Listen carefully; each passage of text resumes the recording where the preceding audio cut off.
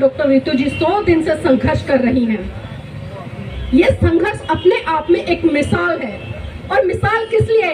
क्योंकि बहुजन समाज की बेटी होते हुए इन अंधेरी सड़कों पर लगातार डटे रहना किसी संघर्ष से कम नहीं है।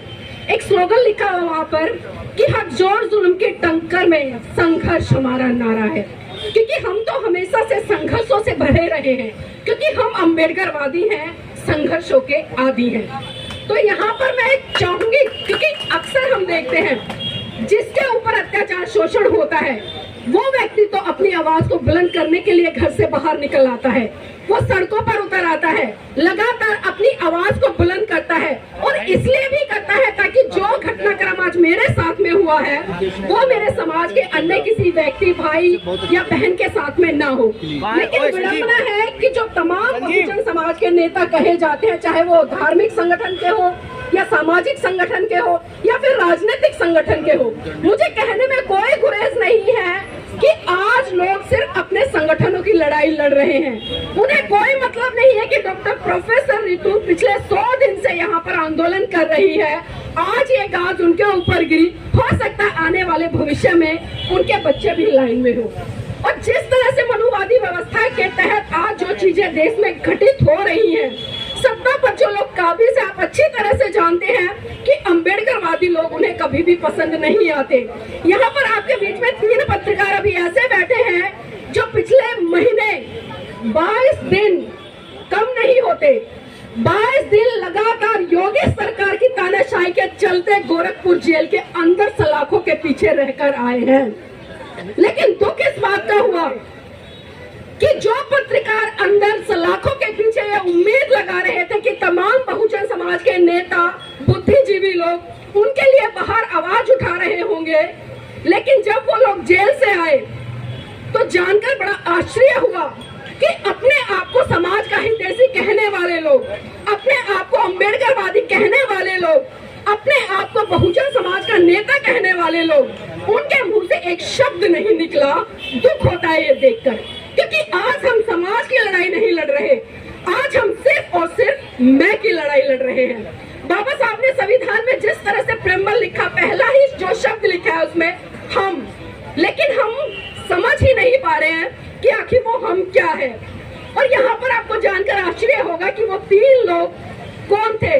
वैसे दिल्ली से 5 लोग गिरफ्तार हुए थे, गोरखपुर में एक आंदोलन चल रहा था, उसमें 4 पत्रकार थे और एक दिल्ली के अधिवक्ता थे, जिसमें पत्रकार के रूप में मनोज अंतानी जी, संतोष जी, मैं खुद और मेरे जीवन साथी एडवोकेट जय भीम प्रकाश जी और एक रमेश जी, ये 5 लोग 22 दिन तक लगातार योगी की तानाशाही के चलते गोरखपुर सलाखों के पीछे रहकर आए।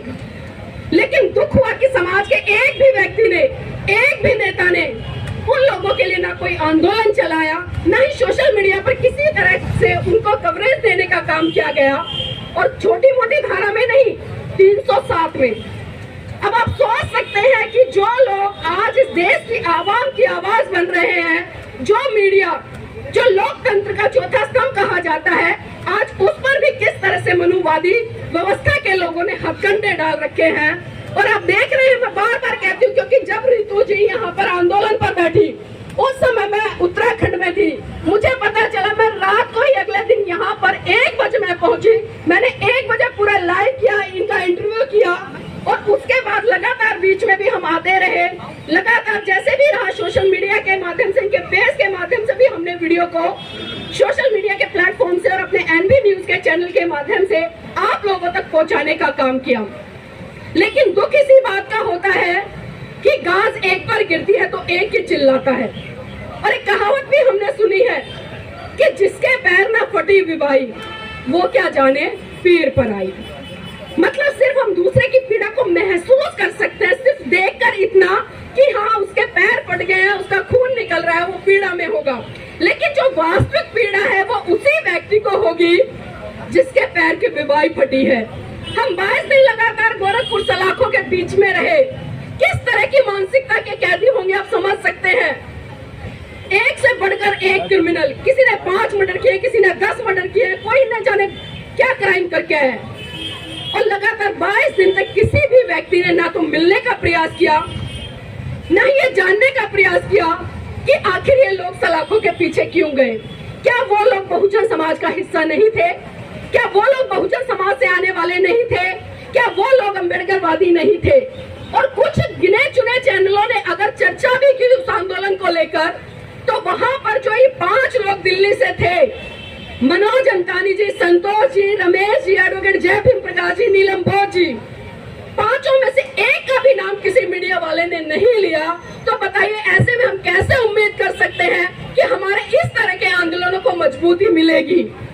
बताइए मुझे, क्योंकि ये लोग लगातार देखते हैं कि बहुजन समाज संख्या में 90% होने के बावजूद भी ये टुकड़ों टुकड़ों में बिखरा हुआ है।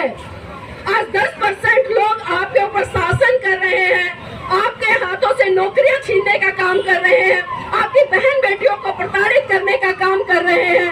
तो बताइए हम कैसे आज कह सकते हैं कि संविधान सुरक्षित है, या हमारी बहन बेटियां सुरक्षित हैं, या हमारी नौकरियां सुरक्षित हैं? एक सवाल कभी भी अपने आप से करो और पूछो कि आखिर हम इस समाज के लिए क्या कर रहे हैं।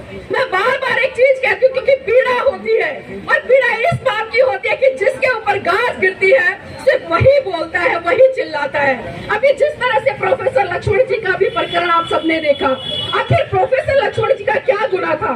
सिर्फ गुनाह उनका वो था कि वो उस व्यवस्था के खिलाफ जाकर बोलते थे जो व्यवस्था लगातार इस देश के 90% लोगों को शोषित कर रही है, उनका शोषण कर रही है, उन पर अत्याचार कर रही है, उनके हक अधिकार छीन रही है, उनके बच्चों से शिक्षा छीन रही है। और जिन आरक्षण की बदौलत हमारे बच्चे आज मेडिकल लाइन में ले लो, या फिर नौकरियों में ले लो, या किसी भी सरकारी संसाधनों में ले लो, अगर परसेंट के अकॉर्डिंग आरक्षण के तहत नौकरियां पा रहे हैं या एजुकेशन पा रहे हैं, उसको छीनने का काम कर रही है। अगर प्रोफेसर लक्ष्मण इसके लिए आवाज उठाते थे तो भलाओ वो क्या गलत करते थे? क्या कसूर था? क्या आवाज उठाने की सजा उनको मिली? अगर आवाज उठाने की सजा ऐसे ही लगातार मिलती रहेगी ना, और ये समूह बहुजन समाज साथ नहीं आएगा ना, तो साथ में एक दिन वो आएगा कि कोई भी व्यक्ति समाज के लिए आवाज नहीं उठाएगा, आपके बच्चों के लिए आवाज नहीं उठाएगा, उनके भविष्य के लिए आवाज नहीं उठाएगा। तो ये हमारी नैतिक जिम्मेदारी बन जाती है। आज जिस तरह से प्रोफेसर रितु के आंदोलन के 100 दिन पूरे हुए हैं, और आज परम पूज्य बाबा साहब का परिनिर्वाण दिवस भी हुआ था, आज उसको भी जिस तरह से हम लोग पुष्पांजलि देकर या मोमबत्ती जलाकर मना रहे हैं, तो मैं कहना चाहूंगी, अगर आप सही रूप में समाज की पीड़ा को नहीं समझ सकते, अपने महान पुरुषों के आंदोलन को नहीं समझ सकते, तो ये फूल मालाएं चढ़ाना बाबा साहब पर बंद कर दीजिए, उनके सामने मोमबत्तियां जलाना बंद कर दीजिए। क्योंकि जब तक आप उनके विचारों को मनोसात करके आगे नहीं बढ़ा पाएंगे, तब तक आप कितने भी जयंतियां मनाते रहे, कितने भी परिनिर्वाण दिवस मनाते रहे, कोई भी फायदा होने वाला नहीं है। साथियों, मैं बाबा साहब के जीवन संघर्ष से जुड़ी एक घटना का जिक्र जरूर करना चाहूंगी, और उस घटना का जिक्र मैं इसलिए करना चाहती हूँ ताकि मैं भी चाहूँ कि मेरे समाज का एक एक व्यक्ति उस जीवन को जिए, उस पल को महसूस करे जिस पल के तहत परम पूज्य बाबा साहब ने अपना सब कुछ कुर्बान कर दिया इस देश के लोगों के लिए। मेरे साथियों, बात उस समय की है जब परम पूज्य बाबा साहब बम्बई हाईकोर्ट में प्रैक्टिस कर रहे थे। अचानक उनके पास खबर पहुंची कि बाबा साहब, आपका बेटा राजरतन बहुत बुरी तरह से बीमार है और अपने जीवन की अंतिम सांसें ले रहा है। ये बात सुनकर परम पूज्य बाबा साहब तुरंत घर आए, और जैसे ही बाबा साहब ने अपने बेटे राजरतन को गोद में उठाया, राजरतन ने बाबा साहब की गोद में दम तोड़ दिया। ये मंजर देखकर माता रमाबाई बिलक बिलक कर रोने लगी और साहब का कॉलर पकड़कर कहने लगी कि साहब बस कीजिए, बस कीजिए साहब, बस कीजिए। आपकी समाज सेवा के भूत ने एक एक करके मेरा पूरा परिवार उजाड़ दिया, साहब बस कीजिए। तो बाबा साहब कहते कि रमा, रमा चुप हो जा, रमा चुप हो जा, तू तो रो भी सकती है, लेकिन मेरी तो आंखों के आंसू ही सूख चुके हैं, क्योंकि प्रतिदिन मैं अपने समाज के हजारों बच्चों को मरते हुए देखता हूँ। रमा चुप हो जा।